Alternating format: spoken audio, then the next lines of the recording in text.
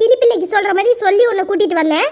எதுவும் காட்டிக்காத, அம்மா கிட்ட அதிகமா பேசாத, வந்த உடனே நேரா நீ மட்டுக்கு ரூமுக்கு வந்துருந்தானே சொல்லி கூட்டிட்டு வந்தேன். இப்படி அவங்கள மூஞ்சில அடிச்ச மாதிரி ஏசிட்டு வந்திருக்க. நானும் மனுஷதானே உமா, வந்த உடனே இவ்வளவு கேள்வி கேட்டா? நார்மலா தானே கேட்டாங்க. நீ என்ன மனநிலைமையில இருக்கிற, என்ன பண்ணிட்டு வந்திருக்கேன்னா உங்களுக்கு என்ன தெரியுமா? இப்படி புரிஞ்சுக்காம கத்திட்டு வந்திருக்க. நானே இப்ப சமாளிச்சுட்டு வந்திருக்கேன். இப்ப காஃபி போட்டு எடுத்துட்டு வருவாங்க. நார்மலா கொஞ்சம் இரு. சின்ன பொண்ணு, உன்னை திட்டணுன்றதுக்காக நான் அப்படி பேசல சின்ன பொண்ணு. இருந்தாலும் அம்மாக்கு எதுவும் டவுட் வந்துடும்ல.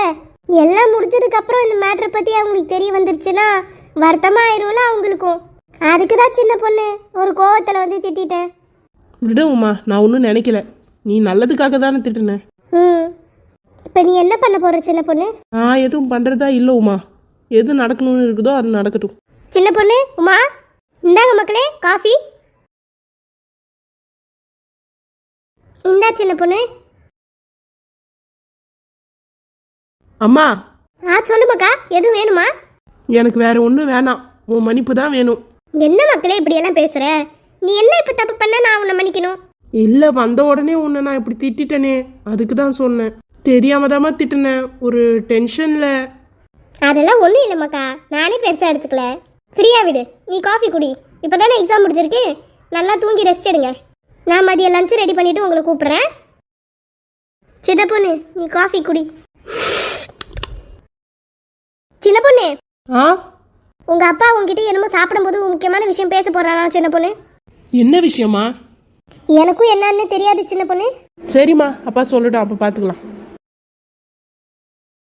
வர்க்கீஸே, வர்க்கீஸே நில்லு. வர்க்கீஸே நில்லுல. உன் மனசுல என்ன நினைச்சிட்டு இருக்கிற வர்க்கீஸே? பெரிய தியாகினா? நான் எதுவும் தியாகம் பண்ணல செல்வா, நான் கரெக்டா தான் பண்ணிட்டு வந்திருக்கேன். ஓ, இவ்வளவு நடந்ததுக்கு அப்புறமும் நீ பண்ணதை நியாயப்படுத்துற? நான் பண்ணது நியாயம் தான் செல்வா, நியாயப்படுத்த வேண்டிய அவசியமே இல்லை. நான் எதை பண்ணணுமோ அதை தான் கரெக்டா பண்ணிருக்கேன். நீ இதுல தலையிடாத. இதை நீ எப்ப சொல்லிருக்கணும் தெரியுமா என்கிட்ட? அந்த பிள்ளை பின்னாடி பஸ்ல போனோமே அப்ப சொல்லிருக்கணும்.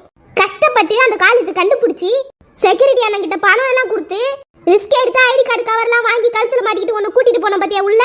அன்னைக்கு சொல்லிருக்க வேண்டியதுதானே இந்த வார்த்தையை. இப்ப கூட திருவிழால நீ அந்த பிள்ளை கிட்ட போய் பேசணும்ன்றதுக்காக கேக் வெட்டி எடுத்துன்னு வந்து உன் கையில கொடுத்து ரெடிமேடா அனுப்புனல, அப்ப சொல்லிருக்க வேண்டியதானே. உனக்கு எப்படி வர்க்கீஸ் அந்த கஷ்டம் தெரியும்? உன்னை யார அவ்வளவு பண்ண சொன்னா? நான் சொன்னனா? யாரு பண்ண சொல்லணும், இல்ல யார கேட்டு நான் பண்ணணும் சொல்லு. என்ன கேட்கணும் செல்வா? அப்போ கதை அப்படி போதா? சரி, உனக்கு பிடிக்காத நீ எதிர்பார்க்காத விஷயத்தெல்லாம் நான் பண்ணனே, அப்பவே தடுத்துருக்க வேண்டியதானே என்ன? இப்போ வந்து யார் பண்ணா எதுக்கு பண்ணான்னு கேக்குற? அதான் இப்ப சொல்றல செல்வா, உன் வேலையை பாரு. நீ எல்லாம் முடிஞ்சதுக்கு அப்புறமா? முடிஞ்சதோ இல்லையோ, இப்ப சொல்லிட்டல. அம்மா பேச்ச கேட்கணும் தான், அதுக்கு நீ இப்படியா? ஒரு சில டிசிஷன்ஸ் நாம தான் சுயமா எடுக்கணும் வர்க்கீஸ். எல்லாத்துலயும் அம்மா எடுக்கிறதே பெஸ்டா இருக்கும்னு இல்ல செல்வா. என்ன பொறுத்த வரைக்கும் என்ன பத்தி எந்த முடிவு என் அம்மா எடுக்கிறதா இருந்தாலும் அது எப்பயுமே கரெக்டா தான் இருக்கும். நான் இப்ப தப்பா இருக்கும் நான் சொன்னேன்?